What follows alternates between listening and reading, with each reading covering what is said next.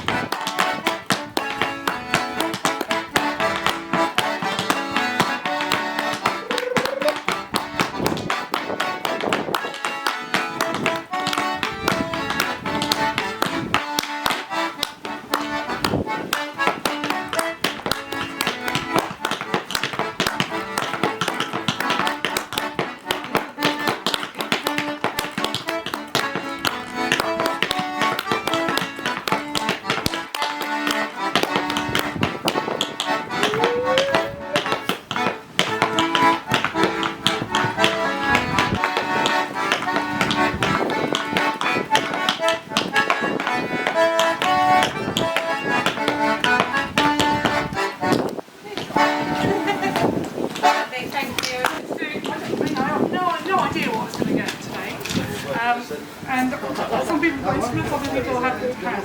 But I just really wanted to start off by exploring a bit about tunes and stepping and how it all works. Those who've been around a reasonable while know that I've been playing for step dancers for probably 10, 15, whatever years now. And one of those is my eldest child, who is now in their 20s and has won the championship several times. Hey. So I've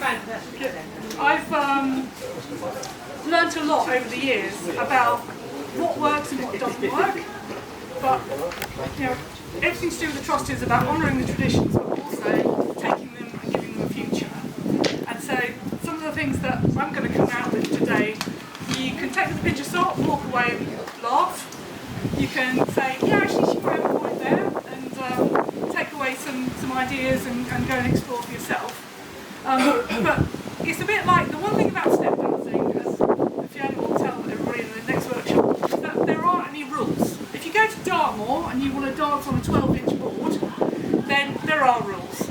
But with Suffolk stepping and Norfolk stepping, basically it's totally improvised. Okay, so it's what you hear going on in your head and how it goes down to your feet and what comes out the other end. So there aren't any set steps, there aren't any hard and fast rules. And I've sort of taken a little bit of that attitude to playing for people as well.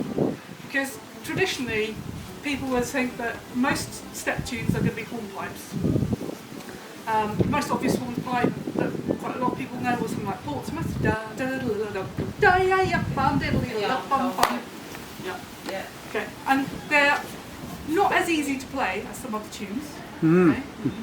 So the one tune that everybody wants today is Pigeon on the Gate, which I'm really no good at playing at all. I'm happy to play Portsmouth. And that's sort of a bit of a problem, I think. That people think, oh yeah, you know, sea shanties, you know, people digging about. It has to be a hornpipe, and it doesn't. It actually you can step to almost anything, and it has to be a bit of a relationship. It's within you. A bit of a relationship. It's within you. It's what tune you're comfortable with dancing with. basically. And how you moved in relation to that, yeah? Yeah. So that first tune I played on the little tiny box, that was a tune that Ralph Vaughan Williams went away and had a play with. That was actually called 40 Miles. And so it's a song that's sung very, very slowly. Ba-ba-dee-da-ya-da-ba-dee-dum-ba. Yanda yada doo da da ya dum dum da ya dum ba la da da da. I don't know all the words, but But when you think about how somebody might be able to dance to it, you can speed it up, you can play with it. That's useful thing. The other tune, the Ojo tune that Angela and Fiona both dance to, is a polka. Yeah. Hey, and we like polkas, and when I started playing the Blacksaw Ship all those years ago, it was the polkas that everybody would get up and dance to.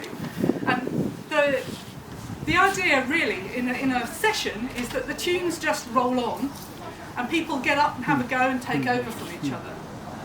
But the other side to step dancing is that people get a little bit set with a tune that they particularly like. And so they get a little bit, I can only dance to that tune. It's a massive dragon. That was a good dance. Yeah. Dragon dance. And also, today's all going to have the competition going on, but in a funny sort of way, that is the most unusual scenario for any step dancer. Because the majority of step dancers don't want to compete with each other. They just want to work together and have a nice time. You become part of the music. Yeah. It's not about who's better than whoever, really. Yeah. It's about being part of that music. Years ago, when you didn't have entertainment, I suppose, that's their entertainment. They made their entertainment. Okay, so Joe, and we're going to do it at a relatively slow speed to begin with. Because after this, we're going to have a bit of a chat about who sets the speed, who does what, who's more important, the dancer or the player. We're going to get controversial. Can you start? Is this A, B or AA? No, I think we're done now. Right, I play it as I would sing it, Which is? which is a verse, a chorus, a verse, a chorus. A. I'll probably start with a... start with a verse. Yeah. Yeah, Okay. start there. So I'm going to do it this sort of speed.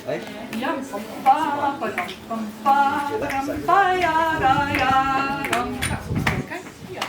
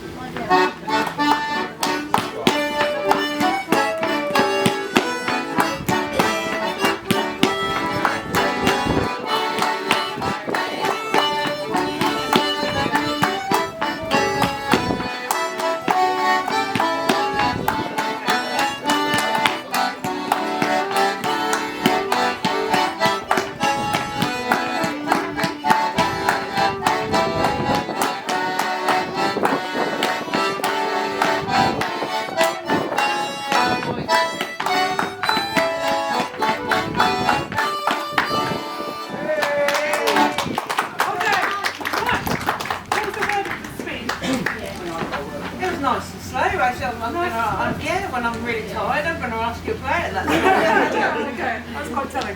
So, what speed would you normally want to dance to? a little bit faster than that. I like a little bit of a quicker rhythm because it really gets your heart racing and it's a real feel good. It's a well-being dance. It does. Yeah, it's good for the soul. But if it's too slow, it makes it very hard to keep going. When I'm doing workshops, when I do really slow steps, that really confuses me. Yeah, because you're thinking about it. Yeah. This is something that Fiona and I have done before, and very well to give it a go as well. No, she stopped. She carried it on. Yeah, the idea is, I could stand here and sing a song. Quite effective. I can stand here and sing a song, and as long as I'm keeping a rhythm, then theoretically that person can dance to. So with my eldest, there's a song called Tom's Diner, which is a Suzanne Vega song that sounds a little bit like a train. And as long as I keep it going at that speed, they're happily dancing alongside. But so this is a conversation. I'm watching, I'm listening, they're watching, they're listening. And this way of doing stuff really showcases that, I think. Yeah. So let's give this a go. See what you think.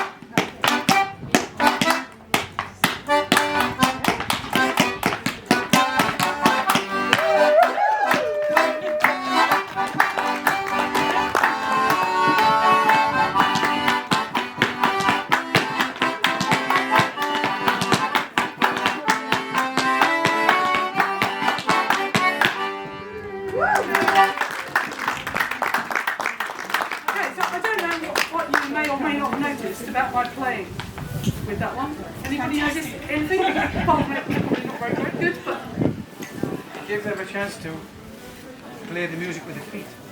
yeah. Give them a gap. Yeah. So you're giving them pretty well the first note of the bar, and then letting them go Yeah. to the rest of the bar. Pretty well. Have I got that right, or? Yeah, so there are two things. Well, first thing I'd say is if you noticed against the different steppers, I pulled the tempo down a little bit until I found where they were comfortable. So our third dancer there was naturally a fair bit slower, but just by bringing it down. So who should lead it? That's the thing, you know.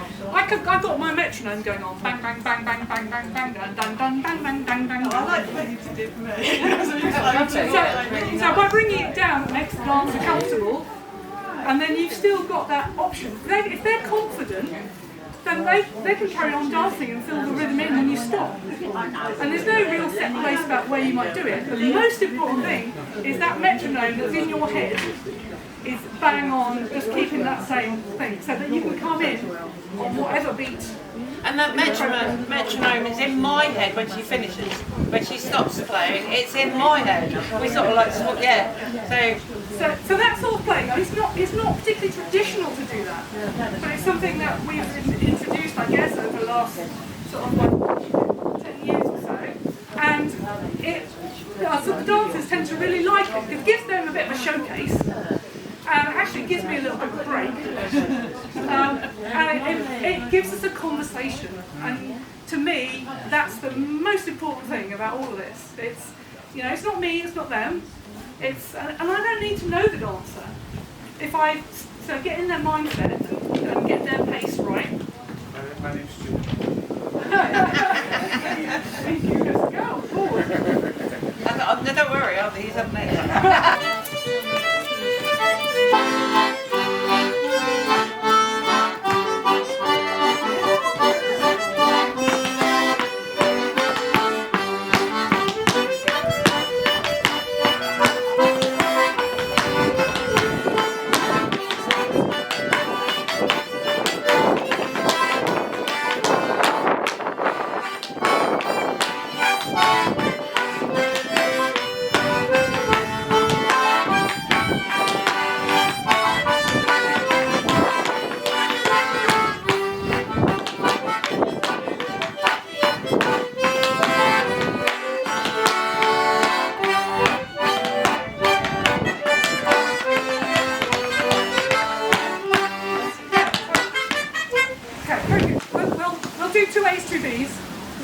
Yeah, is that right? 2 A's, 2 B's.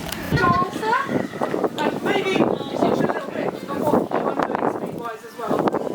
I'll try and bring you on the pace. And the other thing that you might notice while I'm playing, and I play for stepping, I tend to play very staccato. And I might even just play chords, you know, rather than playing a tune, as long as the pulse is there, playing a couple of chords and just an occasional staccato. So it really works, because it mimics a bit what the stepper's doing. So when you get round to that quiet moment where there's conversation, it's very much a two-way thing. Yeah. Okay, are we good? No, this is just not much how you Yeah. When you have it in 3 hours. Tracy and Bobby. Tracy on the middle is going to do an intro and then we're all in together. Okay, so Sorry, Tracy.